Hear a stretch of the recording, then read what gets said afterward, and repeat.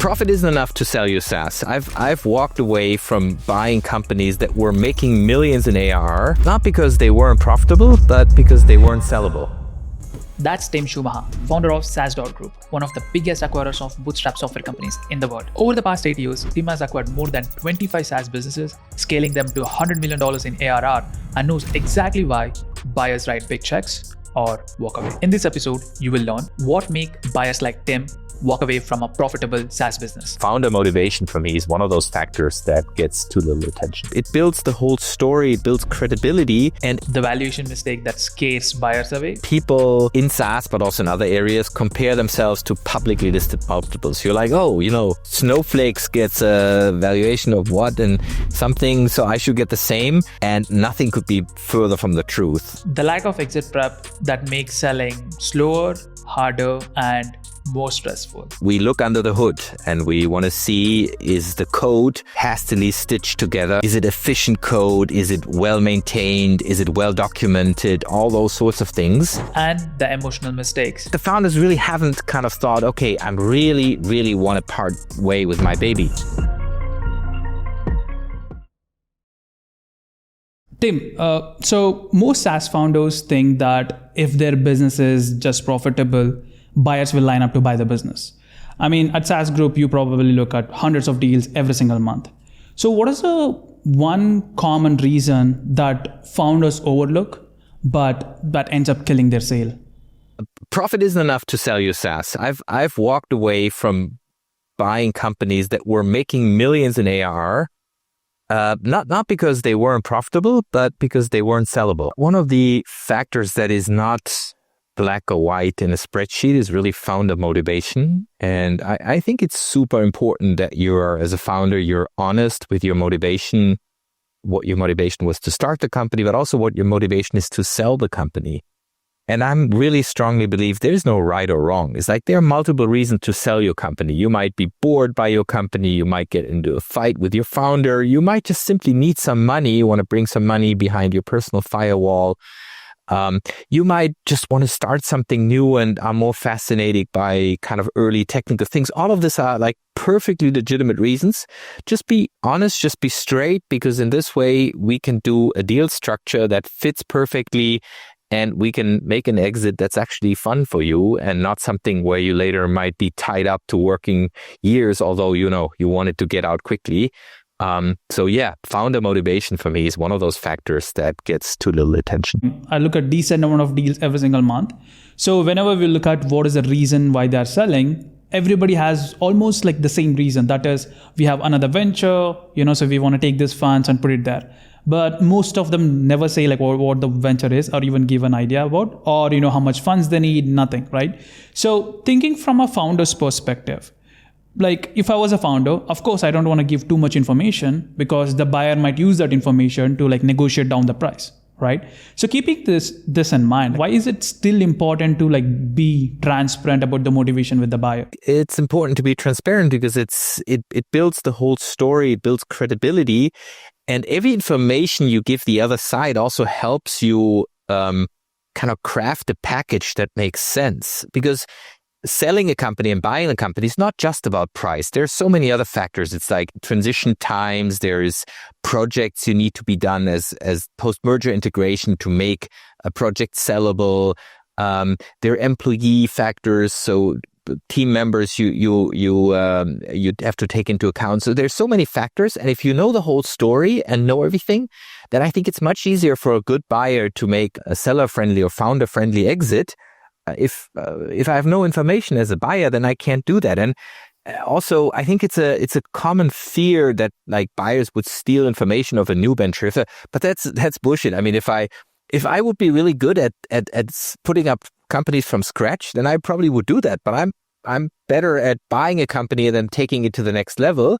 So if a founder tells me, hey, I'm really bored with this SaaS because I've been doing this for 10 years, and next thing is I'm going to do this because I'm super excited about this new market, I'm not going to go and start this new idea because it's like an idea isn't worth anything. Execution is worth a lot. And so to be honest, I think it also builds bridges. It builds common interest. Tell people what you're up to next. It doesn't hurt. Yeah, also I think you brought in a really interesting point. The people who wants to buy businesses, they don't want to start, especially private equity guys. I mean, they're not going to go and, come up with an idea and then start something from scratch, because that's a whole different set of problems. And these guys have no idea how to handle it. So especially coming with PMF and stuff, once the seller shares his motivation and stuff, and you have built that trust and alignment with the buyer. So the next step is probably for you is looking into the business fundamentals. So, I mean, there are so many factors, KPIs, and every buyer has his own set of KPIs, they look at. So, it's harder to, cover everything in this podcast. So what I did was, during my research, I found few interesting factors that SaaS.group specifically looks for. That are so, it's common, but most founders just overlook. So what I would love to do is I would love to go in depth into one by one. So one of the first interesting one was technical debt. So can you tell us what exactly is, that technical debt, and, how founders could avoid, getting their deal killed because of that? Yeah, great question. I mean, technical debt is something we do at a little bit of a later stage in the due diligence. First, of course, as you said, we probably look at all the numbers everybody looks at: ARR, profitability, churn, upsells, all the metrics. Of course, also the cost side, hosting costs, people costs, marketing costs.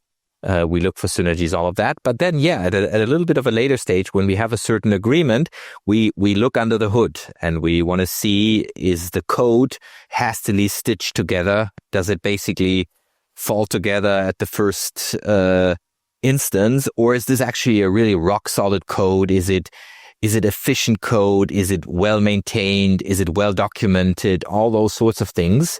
And for one is, we can see, do we have to refactor the code in the first year? Are we kind of busy writing new code the first year, or can we basically start off scratch? But it's also, the code is always a proxy for the quality of the technical talent. We can see, is the team great, the technical team, or is it just okay?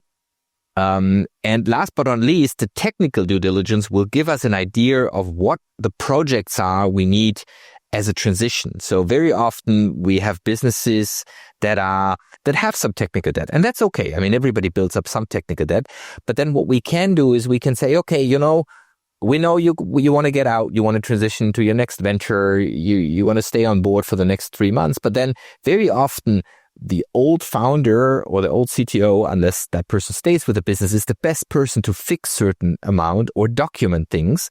And then that's basically his or her homework for the 3 months after the acquisition. And we'll make that part of the addendum of the contract, and we'll make it very clear that those are our expectations. And then our expectations are aligned, and we're super open. And it's not like the day after the acquisition, we're like, oh, this is a mess. Now you all need to fix this. But we can be super open. We can, okay, we're going to pay you X millions, and part of those X millions, take 3 months to fix that. And here's the checklist. Once everything is fixed, you'll maybe get the last chunk of the payment, and then it's a small percentage of the payment is kind of in holdback, and then everybody's aligned. And so far, every founder we had who had technical debt has fixed those things. It's usually not rocket science. It's just important to have it and to have it documented properly. Do you care more about which code it is being written on, or you're more looking at is it organized and is it high quality coding, or is this a whole mess? Yeah, it's more the latter. We have a certain preference for certain programming languages or for certain tech stack, but all of that is changeable. And we work within SaaS.group, we work with a broad variety of programming languages. And so we can work with either, sure, yeah. Have some of our favorites, but it's none of these is a idea killer. With the AI now booming, I think it's making more universal, hey, it doesn't matter which code you build on. So let's say there is a founder who has a messy, the codes and stuff, not organized. So if there is one thing they should be working on, hey, what is let's say the first step? Let's say they are looking to sell business in next 2 or 3 years.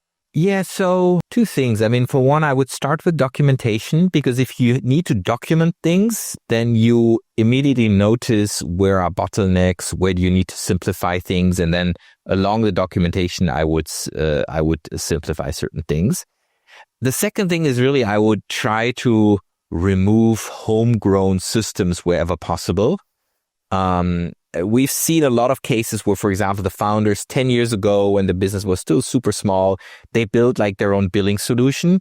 And those things are super hard to maintain. The founder knows everything, but once the founder is out, is like, oh shit, where is this billing? So we transfer that usually to our favorite stack, which is usually a combination of Stripe and ChargeBee on top. Sometimes Paddle. All of those are great systems. It really doesn't matter on which of these you are, but being on a modern, well-maintained stack where others get it as well, and remove any homegrown billing systems. And then last but not least is really also kind of a clear differentiation between front-end and back-end, all API ready. Just proper API structures. And those are probably the most important things. Really kind of thinking yourself is if you had to hand this over to someone else in 3 months, what would you need to do? And ask yourself that question as a founder. Do those things, then you're well prepped for a sale. So when you say documentation, like what exactly do you mean? Well, I'm not an expert in tech documentation, but kind of what I see and read in our reports is really, it's not like documenting every line of code. It's really more kind of putting some documents there that let a third party or a new developer understand things without a lot of human interaction, kind of understand the basic architecture, understand the basic logic of the code base. And I think that's pretty much it. So I'm just looking at the LinkedIn post here. So your co-founder, Tobias, mentioned that SaaS.group, passed on some profitable companies because, they had turned into feature factories. But you're really big on product focused, right? So like, where is that line from, building a really good product and becoming a feature factory? That's a great question, and it's a tough line. It's like, as a founder, while you grow a company, you have to navigate it all the time.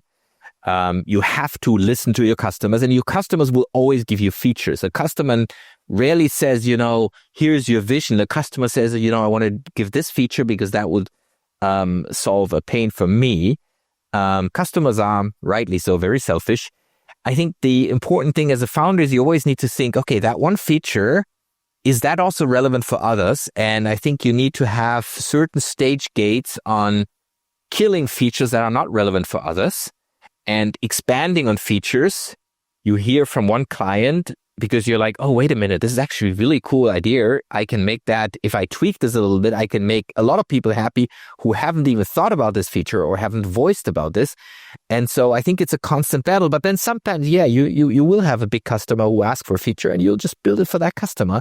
That's also okay as long as the code is still maintainable.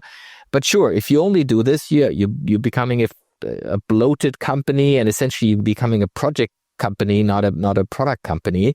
And sometimes we have those cases where we buy companies that have become bloated over time, and then we need to radically simplify things. And that's usually a very tough path, but it can also be very fulfilling because you kill years and years of layers you put on top of a product to simplify it back to the core. You'll lose some clients, but then at the end you'll have 2 developers shipping really cool stuff where before you had 20 developers shipping mediocre products with a lot of features. I would say it's the holy grail of growing a company, the holy grail of product management, and of technology, but super hard question. There are like a couple reasons, why founders might do that. One of them is, as you mentioned, customer asks for features and they're like, oh, we could build it easily. And, they just start building multiple features.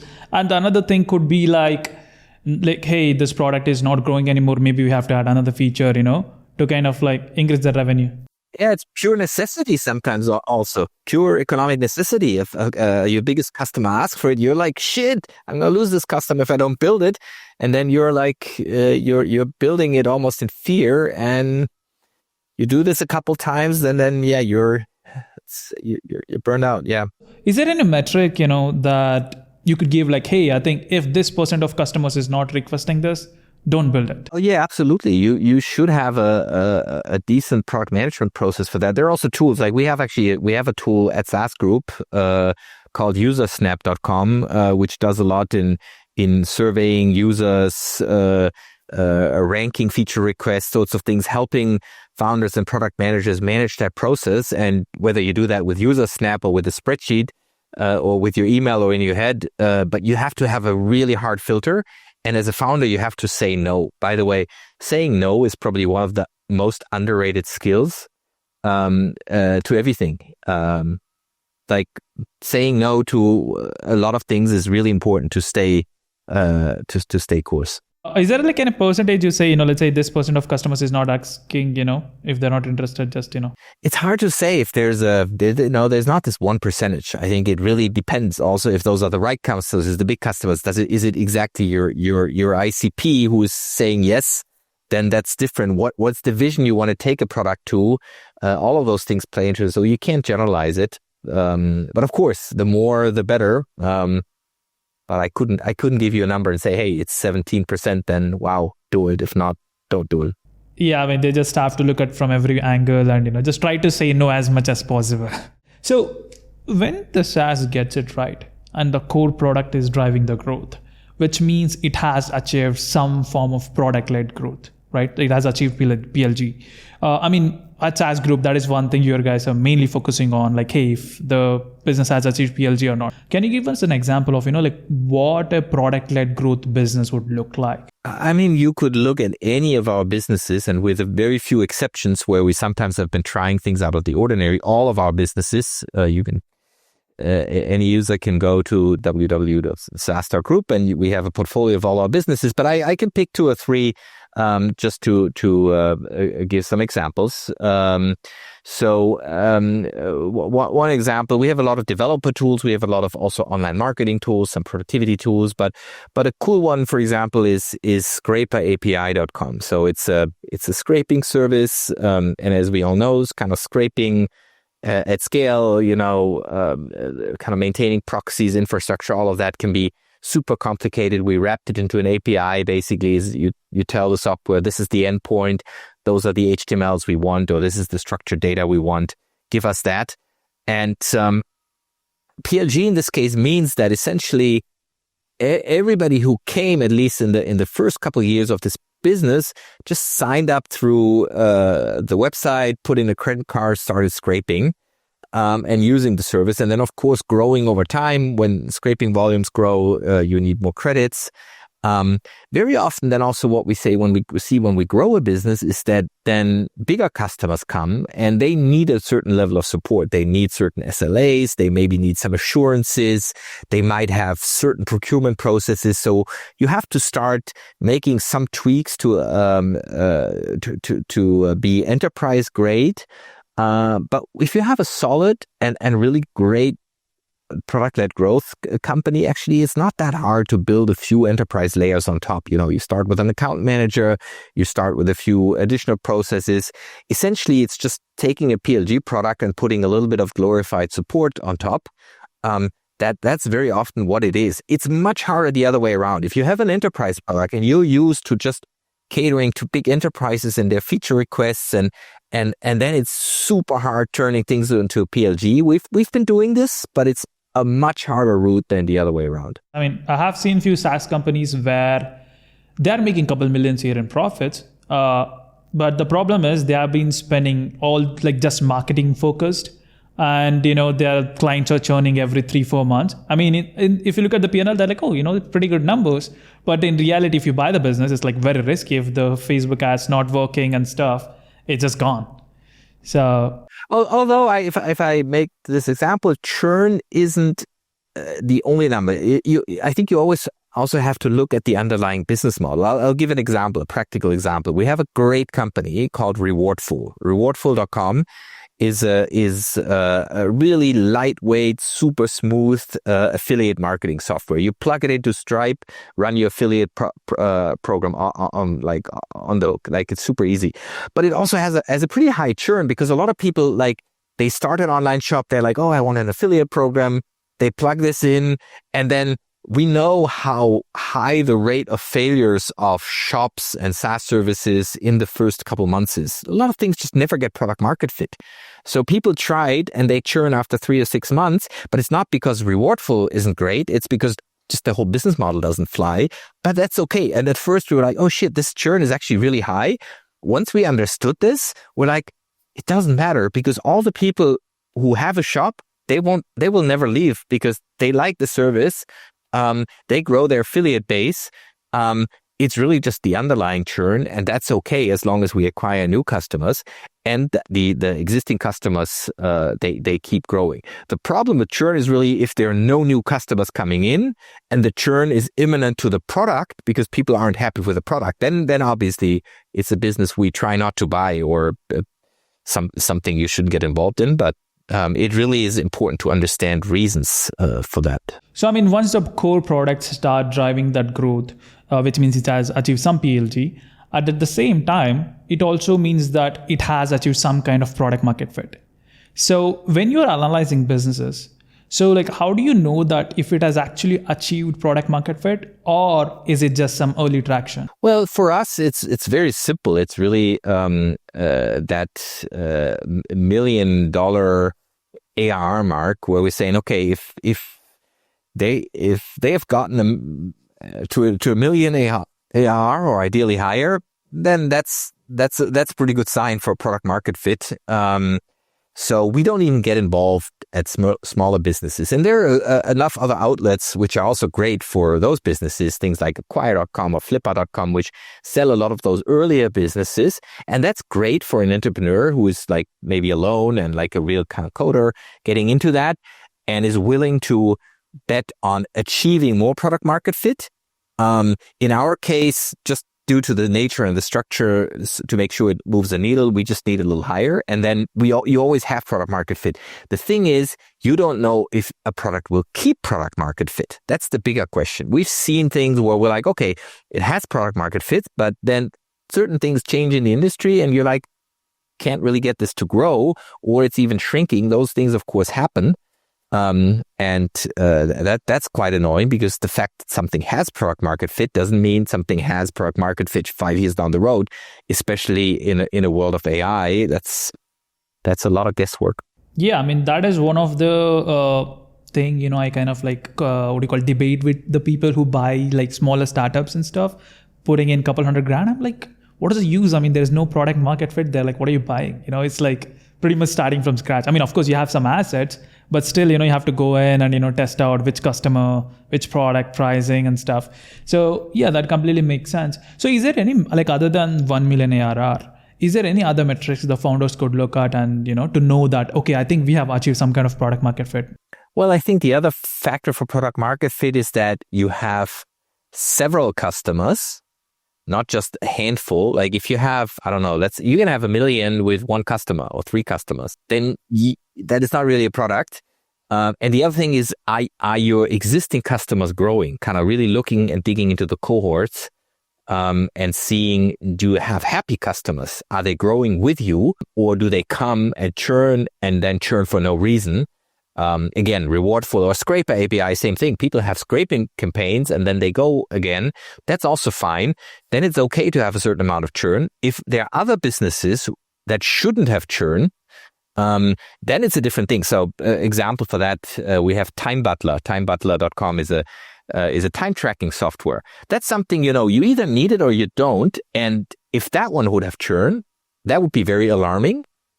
Because it's something, you install once, set and forget, and you use it whenever your company runs. And those aren't companies that are dying quickly, that need time tracking software. So also in this case, there's hardly any churn, which means, but that's really the difference between a product that has a product market fit with a lower churn and some with a higher churn. And it's really just not that number that you can say, oh yeah, something with 30% annual churn is bad. It really, really depends on, is that a mission critical software, or is it something also people try out, play around, and then leave? You kind of have to understand the context of the business model, and then see if it's a good business or not. So the next factor that I wanted to cover was probably the most overlooked. It's culture fit. So like culture is like so broad. I mean, people don't even care. Like I have a very profitable business. I mean, doesn't matter how much I'm paying for my team, how they work. So like what exactly you look for in culture, like with the business you're acquiring? Yeah, that's a great question because you're right. Culture is very often overlooked, and there's this saying, "Culture each strategy for breakfast." And yeah, you can dream strategies all year long. If your culture isn't set up for that, you're gonna fail with your strategy. And so we look at culture from a lens of, do we want to work with those people? Meaning the founders and his or her employees. And at the end of the day, we buy businesses not to flip them in a year or 2 or 3. And that's really the big differentiator of us compared to a regular PE or a financial optimizer. A lot of people buy businesses. They want to flip it as quickly as possible. They optimize for the short run. They are not hesitant also to kill the brand and merge it and lots of stuff. In our case, and I think that's really important to a lot of people who sell to us, we care for the brand, we care for the people. We want to leave the legacy a founder created by starting this company, and ideally have him or her 10 years later look back and is like, oh wow, my brand is now much bigger. I'm so proud of my brand. And I've been really happy that I sold it. And I think there's this emotional factor, this culture factor, which is on our side, but also on the side of the founder. And we want founders who really care, who care about the people, who care about the product, because at the end of the day, you notice this in the way how they treated their customers, how they built their product, how they built their technology. Did they hastily stitch everything together just to flip it quickly? Do they treat their customers and their people like shit? We don't want to work with those people. We want to work with those people. Whether we do work with them in the long run or not, I think it's still they've planted this DNA into their company. We want to work and acquire companies that we have no hesitation of working with for the next 10 years if needed. It just makes everyone happier. And so culture is super important. You have given a couple of things, like how they treat their customer, how they treat their team and stuff. So is there anything like tangible where, like, hey, whenever we look at culture, this is something, we look at and basically something, founders could implement? Because so many founders, I mean, they might not even know that they have a problem with their culture. They think like, okay, this is how we run. I mean, we don't have any issues. Maybe the team might not have told them like, hey, this is, we can't deal with this.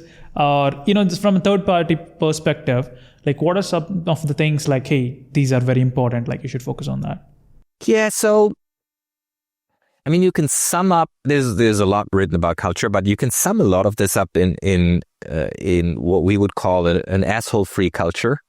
Is, to treat people with respect, treat people on eye level, treat humans like humans.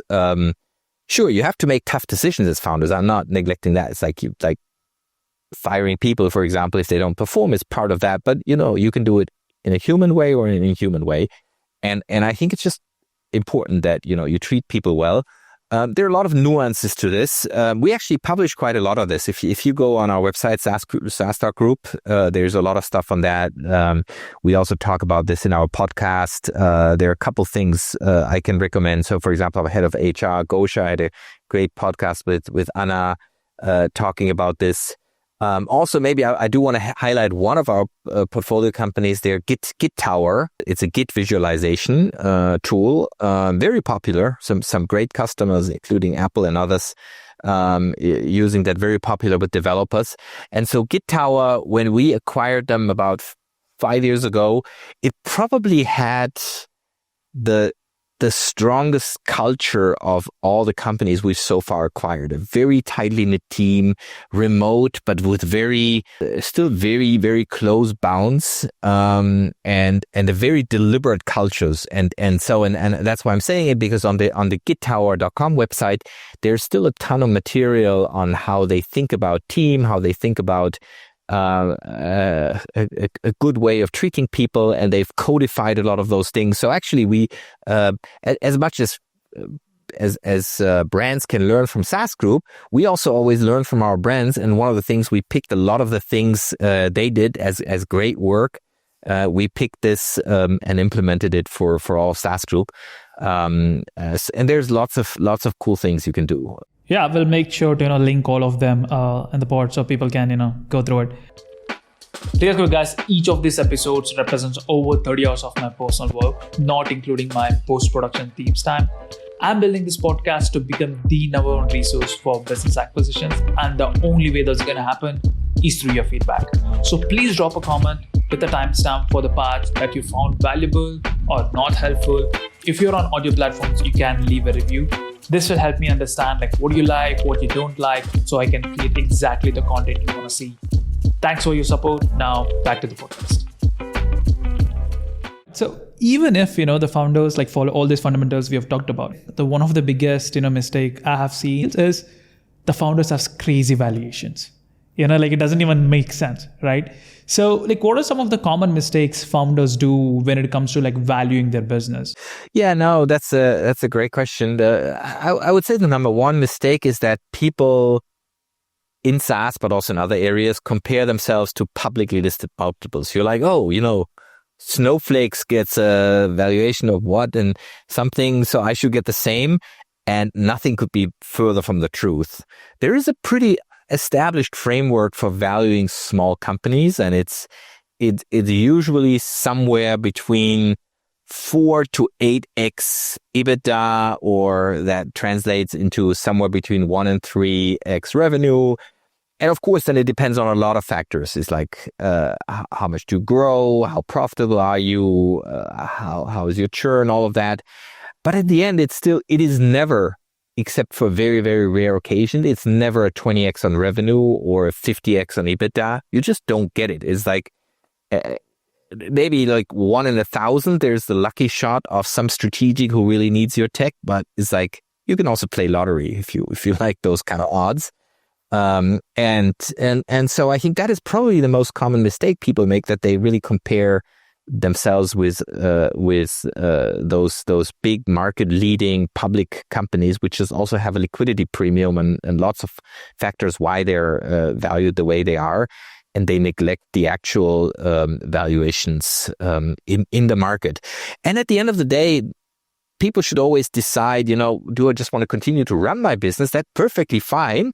Or, and that's probably also the biggest neglect, do I have opportunity costs by clinging to my business and not doing something else? Because it's very tempting to a SaaS founder, if he collects 100,000 in profit every year, is you can continue that for the next 20 years with a certain likelihood.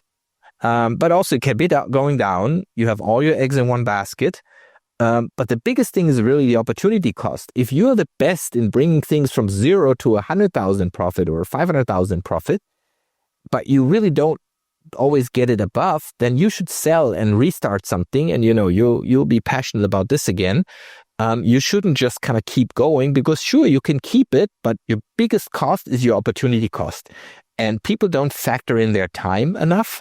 But once people realize that, then it's like, okay, wait a minute, I should actually sell. And it's great if I sell this for 5-6x EBITDA, because I can use some of that money, restart it faster, and within 2 years get something else back to 500,000 profit, for example, which I'm not going to do with this other business. And then it just changes the equation. But a lot of people are just also very comfortable with clinging to what they have, and then they keep their business and run it, and that's also perfectly fine. Two key things, founders miss is one is they don't understand the difference between a strategic acquisition and a financial buyer buying a business. And the second thing would be let's say they could have bought a business for let's say some SaaS sold for 100 mil, but that doesn't mean they got $100 million in cash, right? It could be any kind of deal structure, but people don't understand that, and they're like, oh, we want, this much multiple in cash, and, we want it today. So I mean, that completely makes sense. So like, as I said, the valuations, changes from buyer to buyer, strategic buyer, financial buyer, like the whole thing. As you said, there's so many factors, like that falls in when it comes to valuations. So let's say I'm a founder running a business. I don't know anything about EBITDA. I don't know about anything about valuation. Rather than me just randomly applying a multiple, like what do you suggest is the best way for them to get like a reasonable like a valuation, so that they could actually use that? Yeah. I mean, there are a couple of valuation tools out there. I would just, my first business was Cedar.com. It was the first business I personally started and grew it. And we also had the same for domains. It was always the same question. People were, okay, what's my domain worth? And you also had a big spectrum. So it feels very familiar now. And there are a lot of valuation calculators. If I were a founder, I would just plug my numbers into 3-4 of those calculators and see what happens. He'll probably also get a certain amount of range, but you get the picture. And I would also just read things up. There are a lot of good things out there, which like good materials which talk about private market SaaS valuations. I like with any topic, if you as a founder, you're used to getting into a lot of topics for the first time. And if you're thinking about selling a company, just read a lot of stuff, read books, read blogs, and on valuation. So for example, my former colleague Dirk with SaaS.WTF, he has a great blog on some valuations, and so I would just read up a lot of them, and then I would go to a few. I would not go to a broker in the first place until you're really uncomfortable, because I think if you have a certain sense of valuation, I would rather pick 2 or 3 SaaS acquirers you really like. I mean, hopefully we're part of them, but I'm sure there are also 2 or 3 others whom you like, and don't go to the ones who don't like, because you have a gut feeling on whom you like, whom you don't like, who you think is trustworthy, who has done similar deals in your business, and then talk to those directly. Because a broker, it'll always be the problem, and we will work with brokers, and we there's some good brokers out there, but generally a broker always means a layer between you and the other side, and I think you can always engage a broker later, but I think it's really good to talk about some buyers directly. Without a broker in between. The broker has his own incentive, namely maximizing not the price, important. Broker has an incentive to maximize the speed to sell your business. Because sure, a little bit the price too, but it's more important to turn it around quickly, because but as a seller, you really have to understand what drives a buyer, what are they like, what is important to them. And price is also part of the equation, but it's a much bigger picture, and you really want to have that conversation directly. And in particular, you want to have the conversation with the people who are actually going to buy your business. Not just the broker will just want to sign you, get a deal, and then flip the business. Also, it doesn't really matter to whom.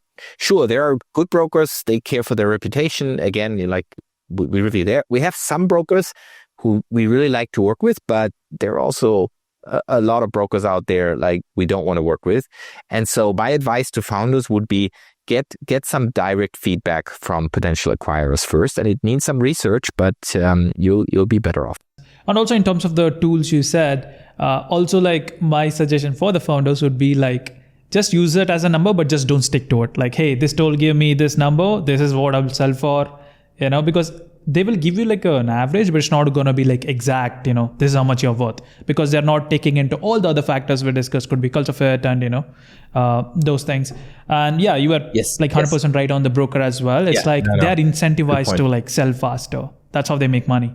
So another factor that would probably, kill like their opportunity to sell on day one is lack of exit preparation. So you mentioned that, hey, reach out to buyers, some of the buyers you like, acquirers, and talk to them. So like, what are the documents, you would expect for them to, give it, like, at least send it over to you so that that if it's even worth looking at? Because I have seen like so many times, some people will just send screenshots of their Stripe and they are like, hey, send me an offer and then I will send the details. Or some people are like, they don't even send the details. They are like, hey, this is my, software I want to sell. They give some generic information and they are like, put me an offer, then sign an NDA, and then we'll give you the rest of the information. So like, what are the documents, like as an acquirer, like you look for, like, hey, these are the minimum documents, you got to be prepared even before you like reach out to us. Yeah. Well, that's a good question. Also glad that you mentioned NDA, because at some point you'll need an NDA, but not in the first conversation. So my advice to founders would be, the first email should be brief, just 2 or 3 bullet points, but it should be, this is the software, this is what it does, here's the website, and it does that much ARR and that much profit with a team of X. I think that's really the initial email, and it shouldn't be more than, 10 lines. Get someone excited. And then you don't need an NDA for that. And in the next one, you maybe have a little teaser, a 1-pager, 2-pager. You can also still send that, but to people who reply positively, you can do a quick check. And then after that, if someone is still interested, then it's the time for an NDA and actually exchanging maybe cohort data, whatever they ask for. So there's obviously lots of things, and that gets more and more detailed the more you progress in the due diligence. Actually, at this stage, I do want to do a shameless plug for our M&A course we have under SaaS.group /M&A course. We're just launching, I think in the next couple of days. Yeah, I think it's not live yet, right? We're launching this. I think we have a pre-registration online, but I already signed up multiple times. So cool. Then I thought, okay, it's there still, launching it here. Yeah. We're still, but that's going to be a really cool course on all the things. It also includes a section on all the documents. That would be a pretty boring podcast if I would now rattle on the hundreds of documents you need at the end of the day. None of that is rocket science. You should have those things anyway, like from your incorporation documents to bank statements to tax, whatever, to Stripe account. There's a lot of stuff, but it's probably all stuff you should have on your G Drive anyway for your tax accountant. But yeah, you should be somewhat organized for that process. I think to that point, if they are doing like 1 million ARR, as you mentioned, I think they would have those because it's too many numbers, and they would have an accountant, they would have something. You would think, but we've seen a lot of cases where people don't, and I'm sure you have too. Selling a business is an emotion heavy process. Right? So, even if you got everything right, if your emotions are not in check, you're going to lose that deal. Because we had worked on one of a seller I know, we had sold 2 of his businesses. So the third business, we had the buyer ready on the day of closing. The seller changed their mind, thinking that they could get way better valuation. This was like a couple years ago. Till now, they haven't sold the business. You have done so many deals. Like, what are some of the common emotional mistakes you have seen that founders do that, kind of like ends up killing their sale? Yeah, so we had a recent case. I can't name the company, but we had a case where it was really a roller coaster ride emotionally. I have to say 80-90% of the cases, deals are very smooth. Founders, and I think one thing is very important, founders set their mind. They're like, okay, I'm ready to sell. I've made the commitment. I'm going to stick through. The problem is often if the founders aren't really sure themselves. They're entering into this process, there's an LOI, and sometimes those things then spiral out of control, but the founders really haven't kind of thought, okay, I'm really, really want to part way with my baby, my company baby, so to say. And then I think it's whenever there's something that they don't like is like the buyers make requests to the founders for certain amounts of information. They question certain things. You get a lot of tough questions during DD. They feel like personally offended. They're like, oh no, wait a minute, maybe I shouldn't sell. And then becomes this roller coaster ride where that's really exhausting.